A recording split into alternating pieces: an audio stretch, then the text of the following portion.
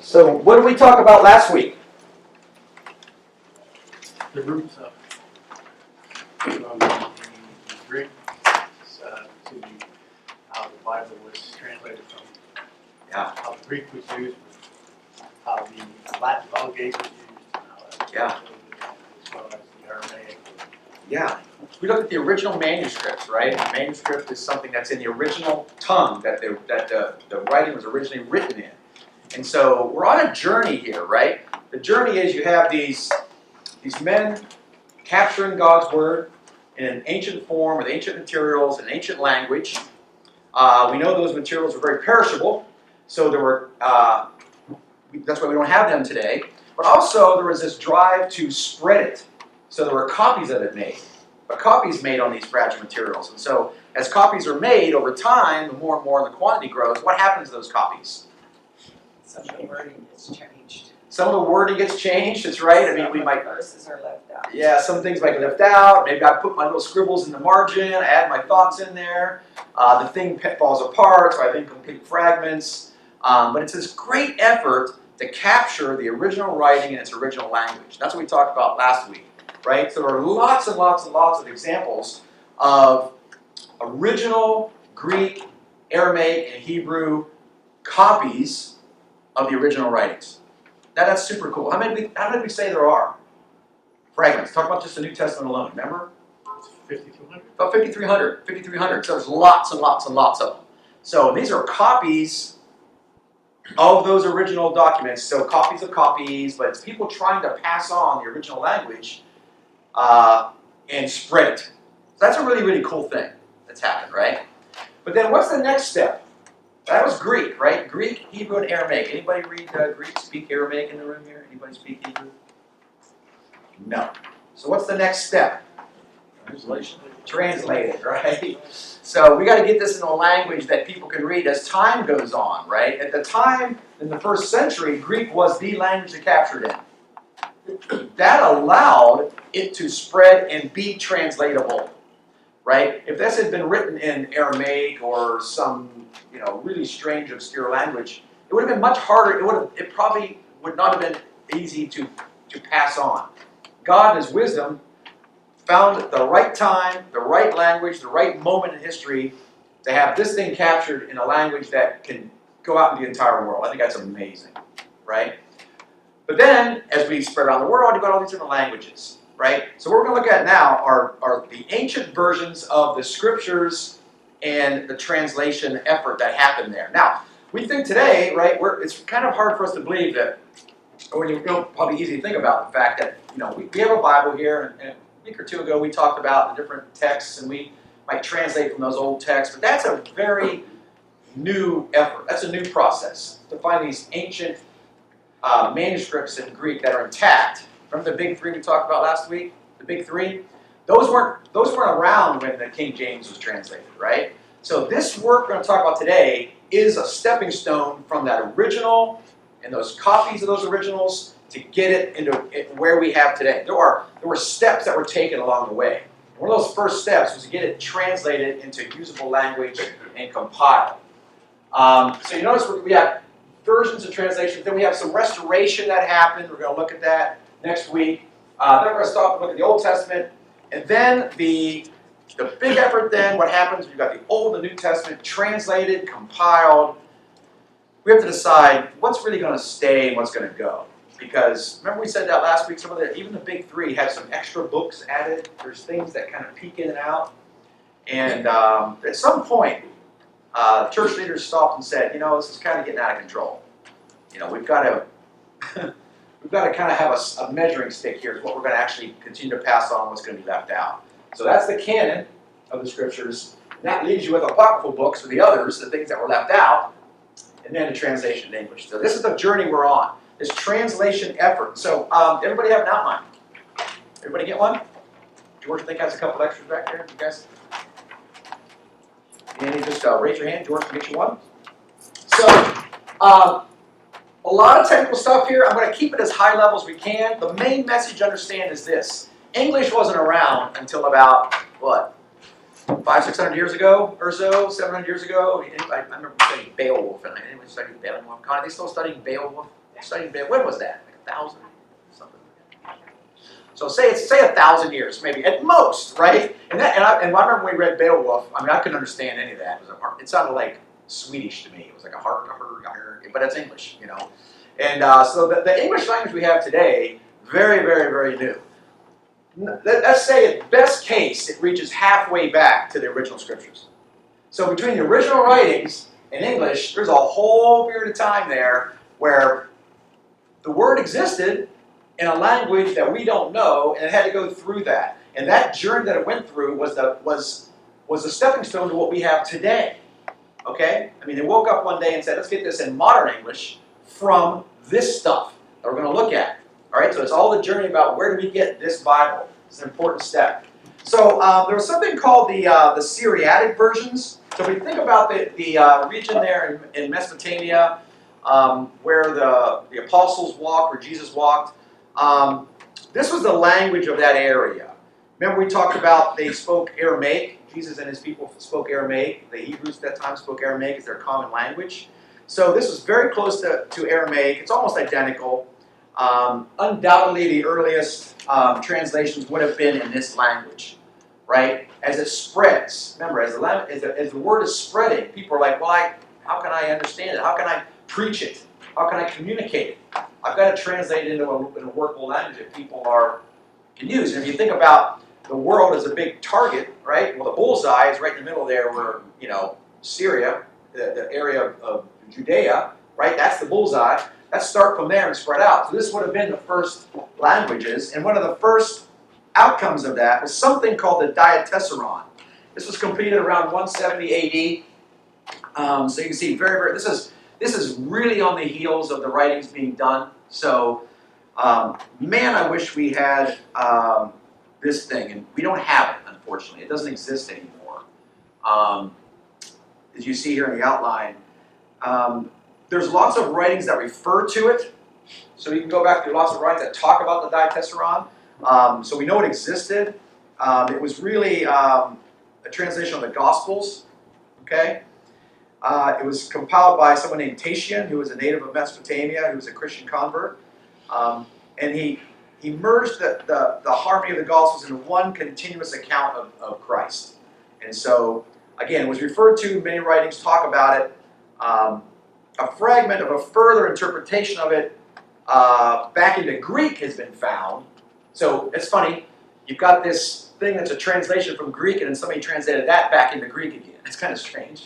You see how the languages are forming and merging, and it's kind of like if I grew up with English as my common language, right? If I have to go live in another country that doesn't speak English, right? I might translate something into that language to be able to use it there, and that becomes then the useful thing. But then I might want to go back in English again. So that's kind of what's happening here, right? As languages are morphing and changing, and people are moving. So the Diatesseron was one of the earliest translations of the Gospels. The Old Syriac, a mix of Alexandrian and Western type. Remember we talked about that last week?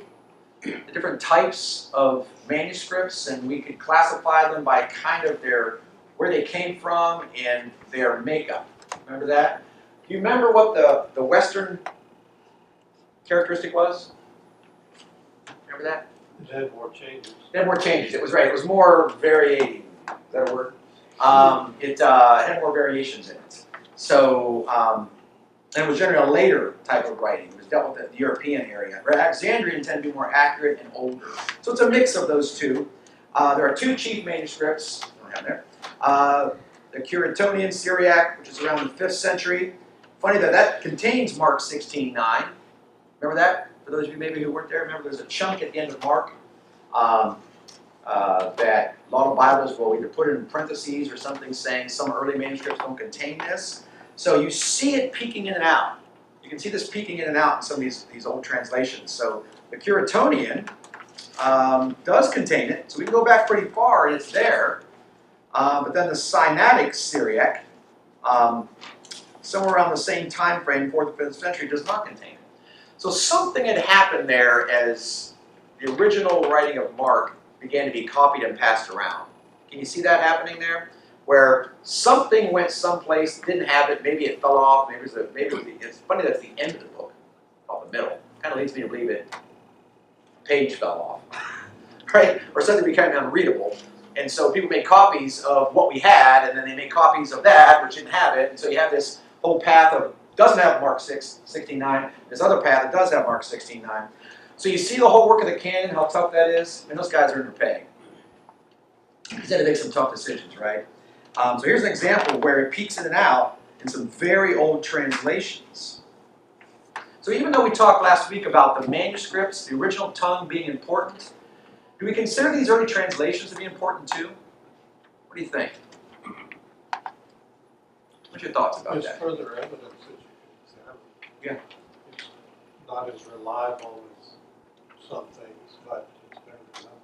Yeah, it's further evidence. I love that, Jim. What am I trying to accomplish? Am I trying to accomplish the fact that it's real, like in the case of Mark 16:9? Am I trying to go back and say, did it exist, or is this something somebody made up in the year 1250? You know what I mean? What am I trying to do? Well, in this case, I can go back and say it's real, because it goes way back, right? So that thing existed a long time ago, so it's real. So there's that aspect. Then there's also the aspect of grammar. We talked about this. Am I trying to validate what a word is or means, or... That's what I want that original manuscript for. You know, is it a plural versus singular? Is it masculine versus feminine? Is it a, is it us versus you? That's what I want the original manuscript for. Grammar, right? Real meaning of what was said. This helps us validate, is it real or not? Did it exist? Yes, it did exist. So these translations are very, very important. The Peshitta, very important translation. More than 350 manuscripts of this exist. So the word Peshitta means simple, and it refers to just the standard translation. So dates to the 5th century. Again, it's kind of a revision of the Old Syriac, kind of like the New King James is to the King James, right? We used the King James for a long time. It's very important, right? What happened over time? Well, these words don't compute in our brains. So what do? Yeah, let's go through and just change thee to you and ye to, what is it? Is ye the plural, thee is the singular, I think, whatever. I think I got that right. Are you familiar with Spanish? What's it? You know, the formal you Yeah. and the Right, familiar you? Yeah. English used to have that. That's what the thee. Yeah, exactly. The you is plural. Yeah, ye is plural, thee is the singular, yeah. So you took some of those words that don't really compute today and we changed them into you and me and I. And so that's what this was. The Peshitta was a simple translation of the Old Syriac. It was a revision of that. So the nice thing about it is it was based on Greek manuscripts of the Byzantine type text, which we said last week was pretty accurate. Right? So the Byzantine stuff is pretty accurate. So this Peshitta is pretty good. Okay, now it's a translation. I'm not sure I want to translate from it, but I can look at it and validate some meanings, right? That's very interesting. Some Coptic versions. You ever heard the term Coptic? Yes. What do you mean by that? What do you say when somebody says Coptic, or it's Coptic? It has to do with the Egyptian area, basically. So it's that part of the world. It's the latest development of an ancient Egyptian language. We talk about Coptic Christians. We talk about Christians that lived in that area there. So the Coptic versions were written to that language, so the people in that area could use it. Now, remember we talked a little bit about Alexander the Great went and conquered, basically the known world at the time. When he died, 4 kings were established in that area. There was the Ptolemy was the king established there in Egypt, so the Ptolemaic line came from that. So they had a heavy Greek influence, even though it's Egyptian, right? But the Greeks really ran the place.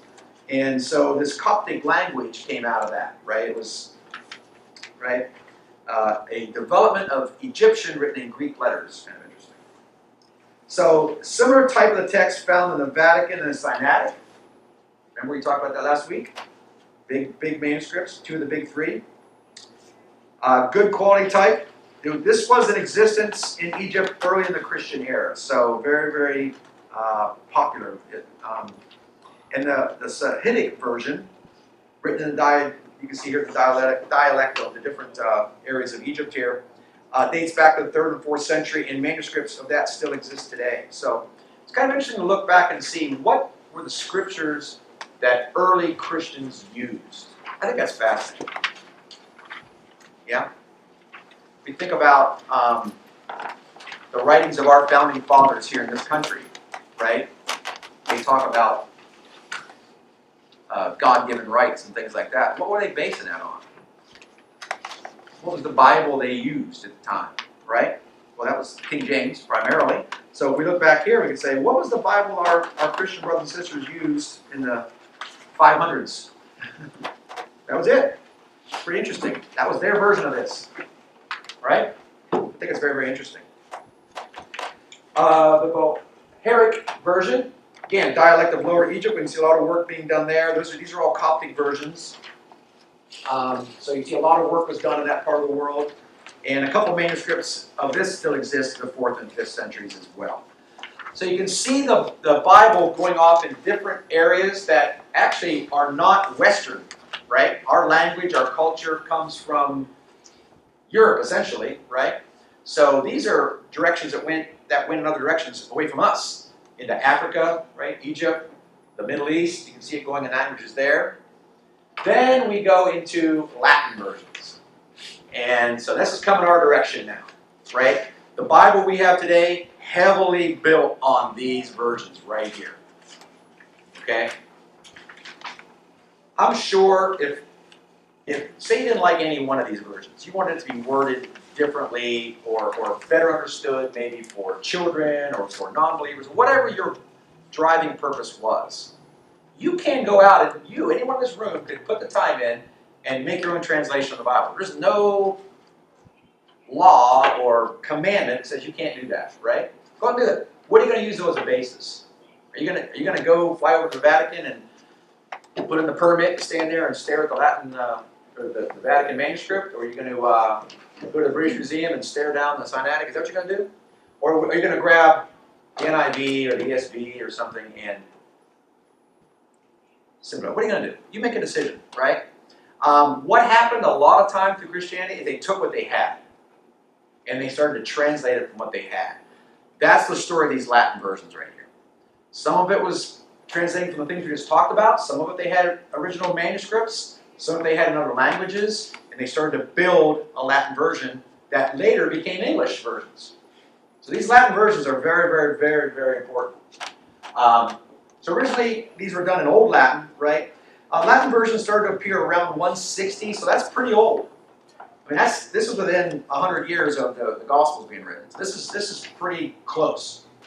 So even though I don't like translating from a translation necessarily, that's pretty old. I can have, they were working with some old stuff.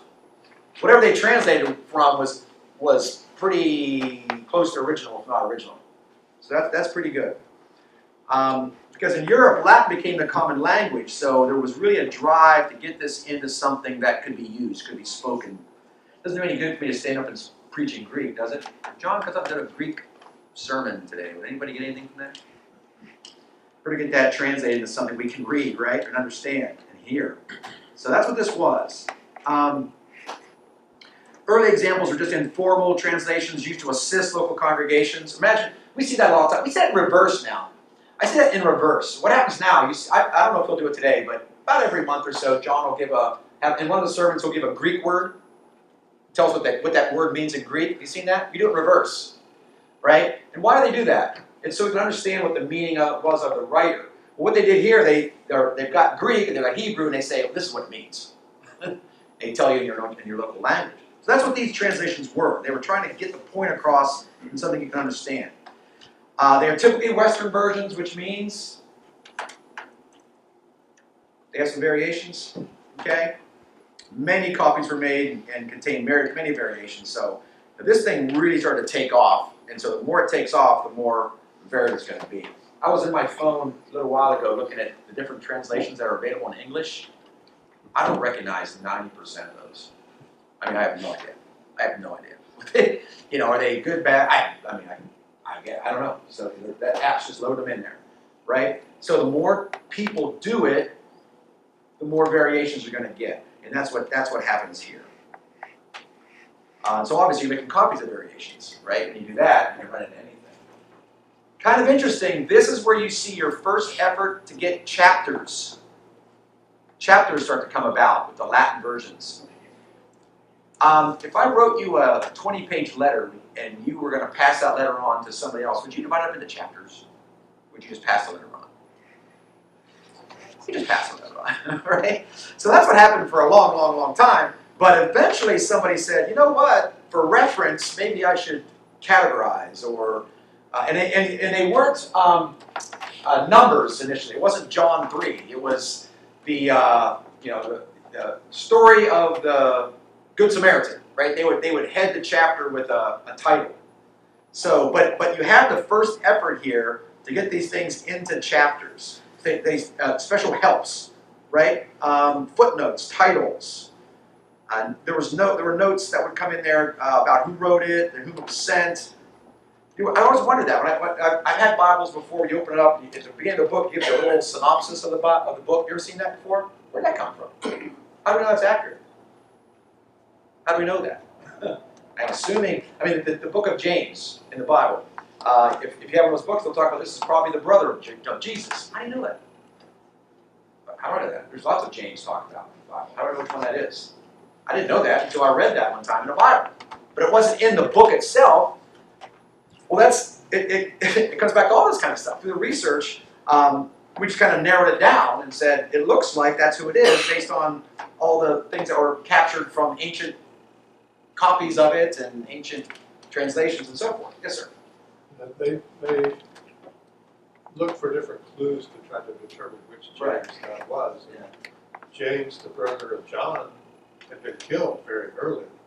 And they try to find out, well, when was the book of James written? Well, it's written too late for him to have been the one who did it. So it must have been one of the others. And James, the brother of Jesus, was the primary leader of the church. Right. One of the elders, basically, of the church. And so that's why they think it was that. Yeah, The others were so unwell known. That's assuming those are the only James that existed. There might have been other Jameses, right? Well, So there we are use at least 4. And then that's right. But there might be there's thousands of them, Well, right? yeah. So we use clues like this to kind of help narrow us down a little bit. So, but I think that's interesting. So a lot of it's owed back to this effort here because it's so old. It points us in a direction we can use it as in our detective work, right?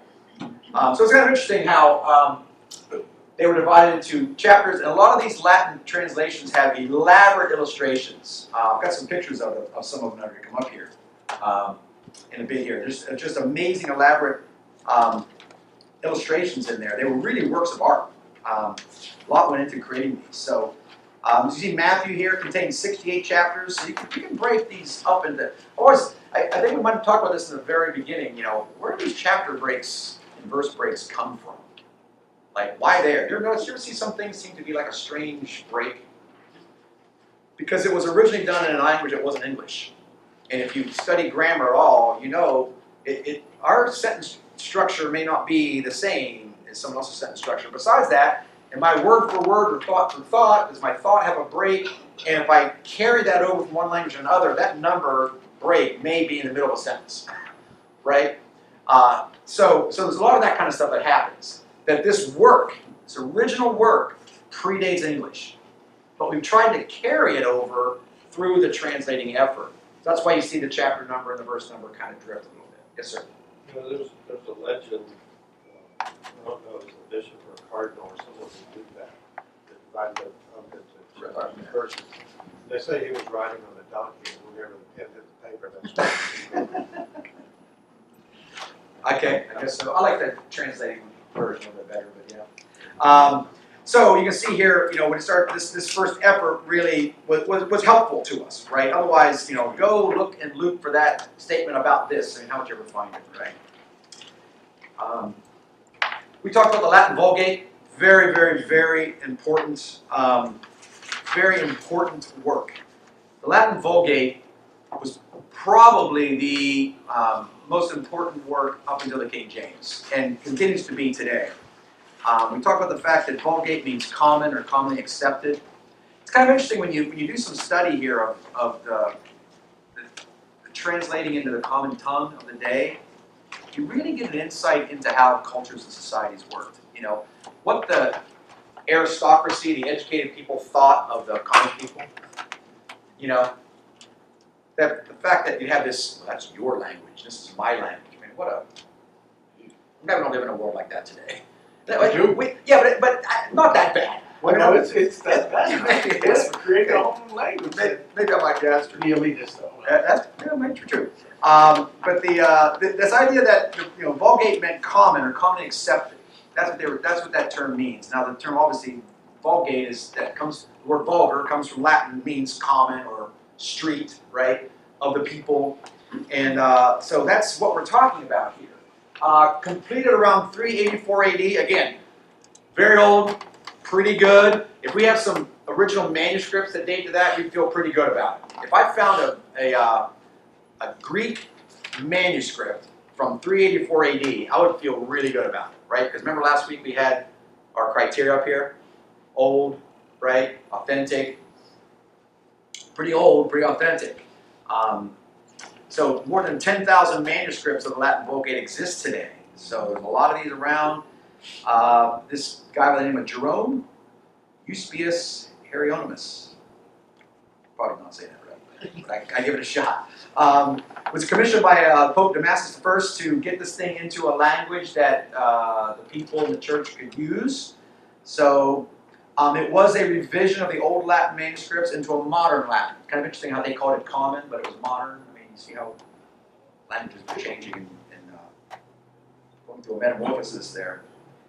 It was not translated from Greek, but he did have access to some Greek manuscripts that he checked against. So it's kind of like what we do today. I mean, I'm sure when a preacher does a sermon and he's talking about something, he'll go back and take a peek at a Greek lexicon and say, what did that word mean, right? To make sure I have that right. That's kind of what happened here, right? It wasn't starting from scratch. Back to my original question a little bit ago. Are you going to start from scratch, or are you just going to go with work that was already done?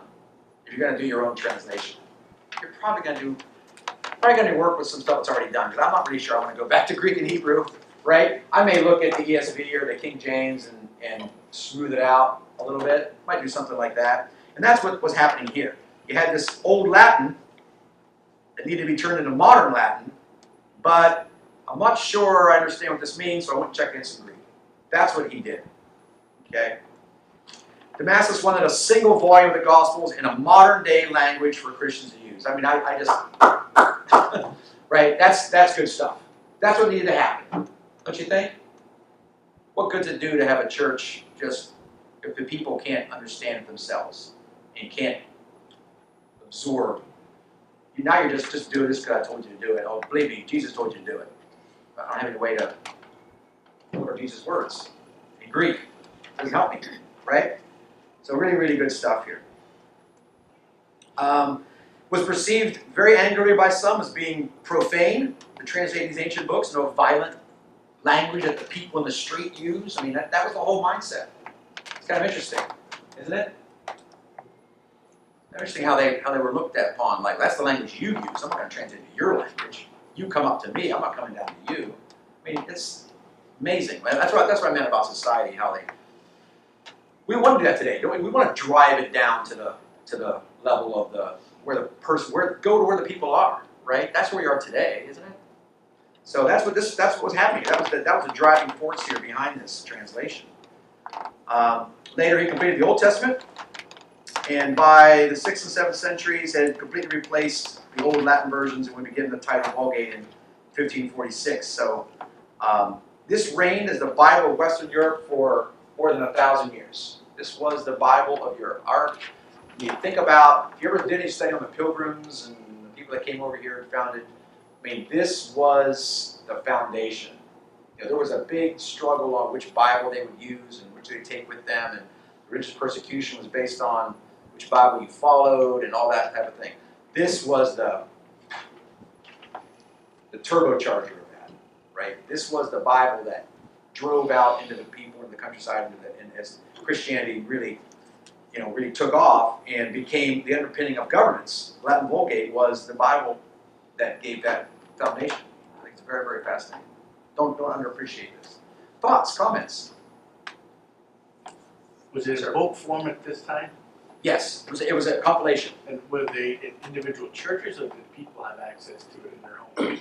Well, that's a good question. Not like we have today. So, I mean, I'm not an expert on this, but I would say study the history of the printing press, and that would kind of tell you that, right? That's why the Gutenberg Bible is so, so much of a milestone, because it, came from that printable form where I could mass produce something now. Before you were able to print, how would you make copies of this thing? By hand. So can you afford to pay a scribe to make a copy of this thing? And can you buy the parchment to put it on? And can you pay someone to do it? And can you preserve? I mean, who had these? Who had these copies? Who possessed them?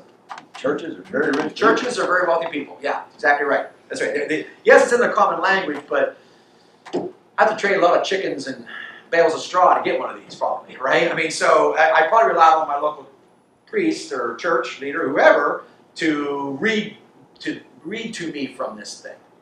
That's what was happening there, right? That's why the invention of the printing press was so fantastic. Again, God working through mankind to create the technology for His word to go cheap. This is pretty cheap. That's pretty cheap to produce. I could crank these out, right? But before that, it was hand. So not everybody had them. Was the first version translated in the local languages of Europe? So as you start to get this into, it's when the Bible get into German or English or French or Italian, this was what they translated from. Everything we think about the foundation of the church we have today came from that translation. I love to think of the Church of Christ as the church, and we're going back to the first century, and this is our goal, right? But it's built on something. It's built on the back of something. If you study the history of the Restoration, the Church of Christ is a relatively new thing, right? It's built on something. What was that built on? And what was their foundation built on? What was their foundation built on? It's a result of time, over time, right? People challenging themselves, each other, looking at the scriptures, trying to refine, but it's coming from something. This is where everything kind of came from, right? So, very interesting. The first to get it out of the original language into something usable, and then build a church on it. That's what the Latin Vulgate did. You can see here that it was the translation that became the Gutenberg Bible of 1456. So this is where you started to have it printed, and so that's a long time from 384 to 1456, over 1,000 years, right? Where we're doing hand copies, right? And was a source of many words that are familiar to English readers today. I love it. We think about these words, we think about them being English words, but they're really Christian words. And where did those words come from? They came from the Latin Vulgate. They came from the Latin, right? Congregation, consecrate. I know we kind of take those words for granted, but those are not necessarily English words. I mean, English took those words, right? But those are Latin words. We talked about the idea of being transliterated. Transliterated. We took a word in another language and brought it into ours, and brought the meaning and everything with it. Television is a transliterated word. It's an English word that just about every language has taken. They've transliterated the word television into their language, right? We did that with these words: ministry, sanctification, testament, Calvary. Very interesting. Baptism. These are transliterated words that came through another language to us, because they had meaning in that language that is clear, rock solid, and there's such precious words that I don't want to, I don't want to change. I don't know, this is me. I'm going to speak for me. I'm not comfortable not using the word baptism, but saying immersion. It's baptism to me in my heart. You know what I mean? Because I know what it means. But I know what it means, right? If somebody doesn't know what it means, okay, let me tell you what that word means. And you explain what baptism means. And then that word then becomes something personal to you, right? Well, that's what's happened here. These words have a deep meaning. And so to keep that deep meaning, we keep the word, not the translated word. It was made the official Bible of the Catholic Church, and so remains today. Bless you. In fact, it's interesting that the Roman Catholic Bible in English is a translation of that. That's really interesting. You talk about holding something close. They're going to translate from that. That is their baseline, not the Greek. They don't go back to the original. They didn't translate their English Bible from the original Greek. They translated from this. That's very interesting. Thoughts? Comments? Yes, ma'am. What year did they decide that common people, regular people, couldn't understand the Bible? So around 384 was where the Pope Damasus I said, we need this in a language. This 384, year 384, that's where he said, Greek's not going to cut it anymore. We've got to go to something modern. And then 1611 is another big one. We're going to look at that in a few weeks. 1611, the king and the church leaders in England said, this Latin ain't going to cut it anymore. Right? Now we're 1,300 years later almost, and they said, we got to get this in something else, and we don't speak Latin. People don't understand Latin. Doesn't mean good for me to preach Latin. I got to preach English.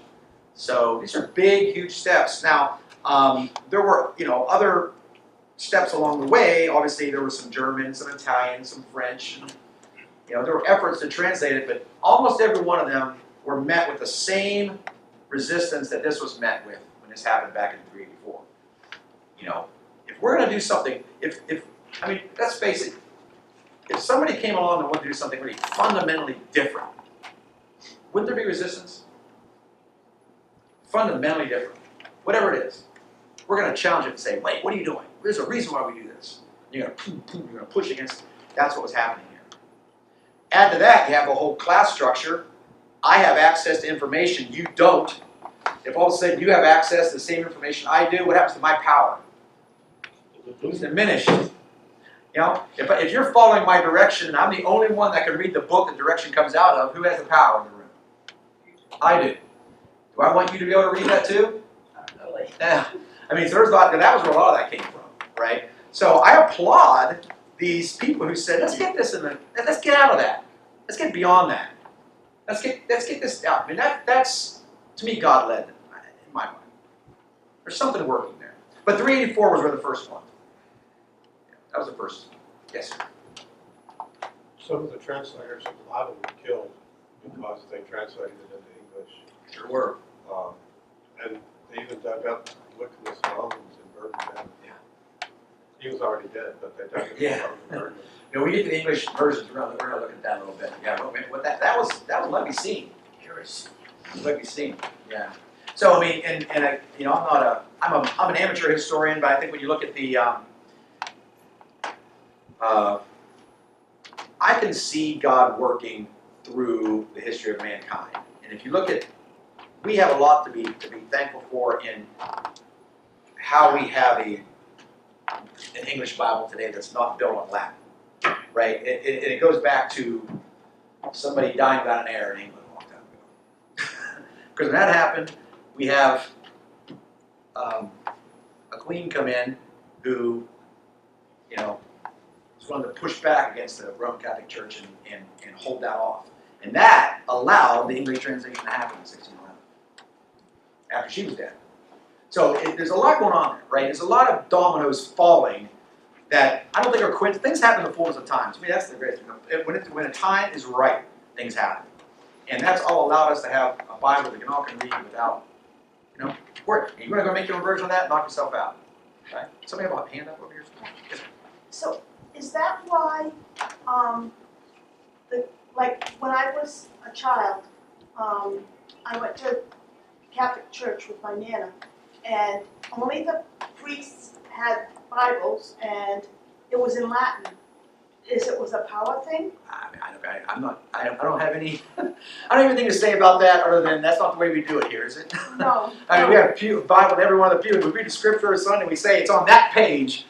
So that's definitely a separating of thought, isn't it? So you can read into yourself why you think they would want to do that. Yeah, good question. I'm not going to answer that on live television. Yes, sir. Well, it's only recently that the Catholic Church started having services in the language of the people.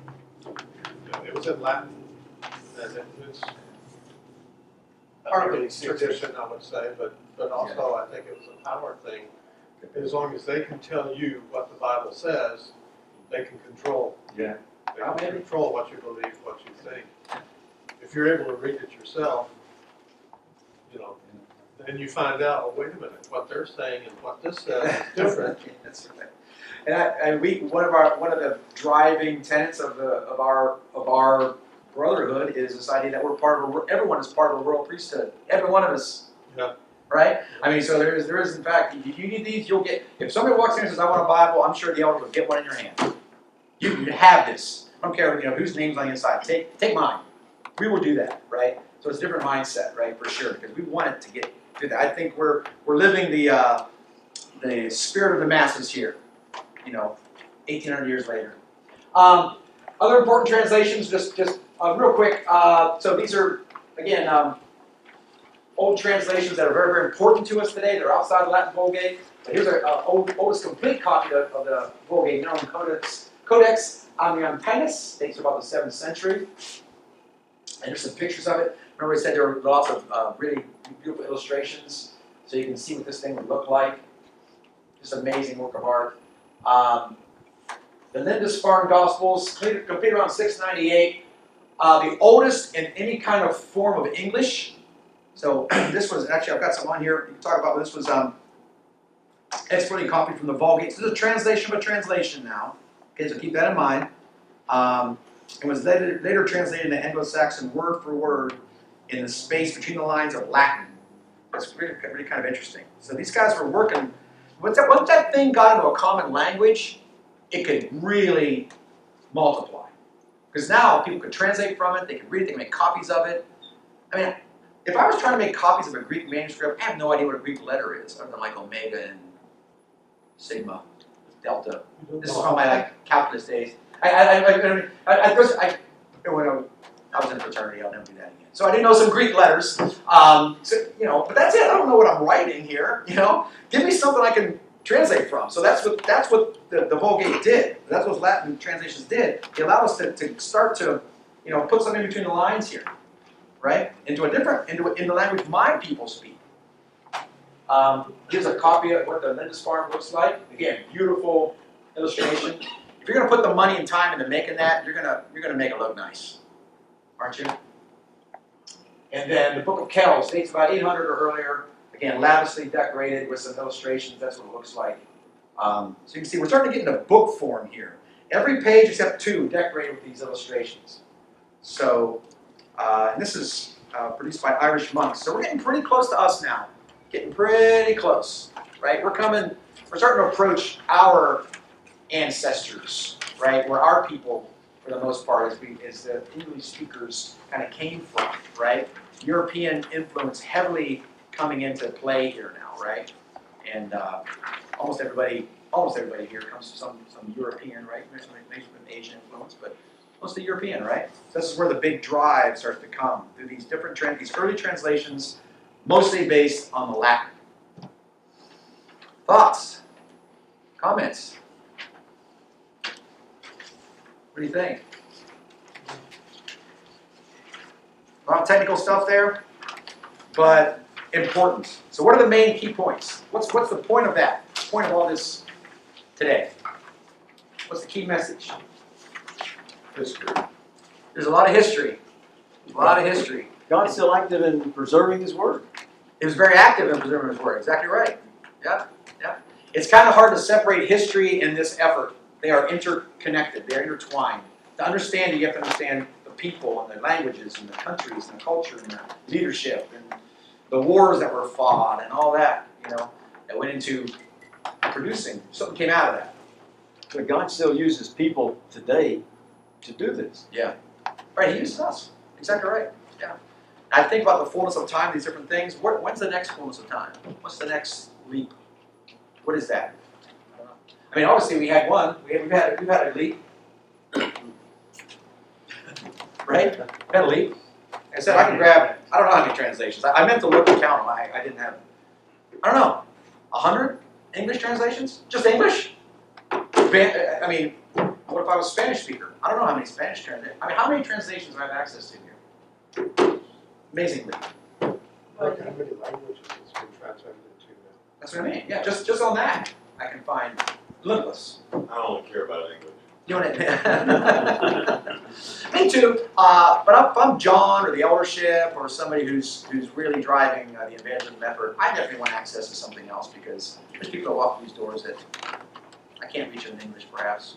I can talk to them, but to really touch their heart and help them understand, I might need something else. But you're right. English is the one I only have an English Bible except in there. Yes, ma'am. What do you think of the, is it called Worldwide Bible? Where they're getting the Bible out to all the countries in their language? Isn't it? Isn't that what it's called, George? I'm not sure. You're talking about simple, easy to read? No, No, they- I'm talking about all the countries now that they can use the antennas and. Oh, yeah. Is it Oh, well, Christian International broadcast. Bible Broadcast? Yes, yes, that they're able to hear it in their language. Yep. So that work has to start someplace, and this is where it started. And then as we grow our understanding of it, we can look back at these and say, what did the early Christians understand it to be, and where did they come? Where did they get it from? And how do I have the confidence that this is reliable? That's the whole story here. It's the whole message. I have confidence it's reliable because it's built on this work that was done so long ago. That has lots of evidence that supports it. So that's really that's the key message. You know, what's the confidence? What's the foundation for it? It's not just this company decided to print some old writing thing. It grew from something else, and is refined. The more they discover, the more they can refine and get it down to make sure it's accurate and readable. So we all get this balance of accuracy and readable, and we'll talk about that as we get into the English translation. All right. Well, thank you very much. Oh, do you have a thought? Yes. Yeah, I have friends that went to Moody Bible College, and they translate in Thailand for the Red Korean. Okay. And it's very interesting language if you look at it. Yeah. Oh, I bet. Yeah. Yeah, imagine, I mean, the words we have, we just talked about some of these words. How do those translate? Consecration, sanctification. I don't know. That's an interesting study in itself. Non-English. Yeah. Well, thank you all very much. Have a wonderful rest of your Sunday, and we'll see. Oh, I'm going to be gone for the next 2 Sundays, so Dale will be taking the class next Sunday, and I think we're going to get into, if I'm not mistaken, it's the restoration of the text. And then the Old Testament. So Dale will be leading you through that for the next couple of weeks. Sound good? We can go. I'll kill it. It's I can't, if I told you I'd have to kill you. That's all right. I don't mind going home early. All right, well, y'all have a wonderful rest of your day.